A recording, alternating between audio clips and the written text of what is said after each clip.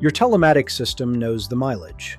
So why is maintenance still getting missed? Telematics provides vehicle data like mileage, engine hours, location, utilization, and sometimes fault alerts. Fleet maintenance software helps turn that data into action by triggering preventive maintenance reminders and creating issues, assigning work orders, and storing service history. If that data stays in one system while the maintenance work happens somewhere else, someone still has to chase the next step manually. For example, when odometer readings or engine hours update, maintenance reminders can be triggered based on real usage, not just manual tracking. If vehicle data shows something needs attention, the team can review it, create an issue, assign the work, and track the repair. Once the work is completed, the record stays with the asset, so the team can see what was due, what was fixed, and what needs attention next. So the manager does not just see where the vehicle is. They can see maintenance status, repair history,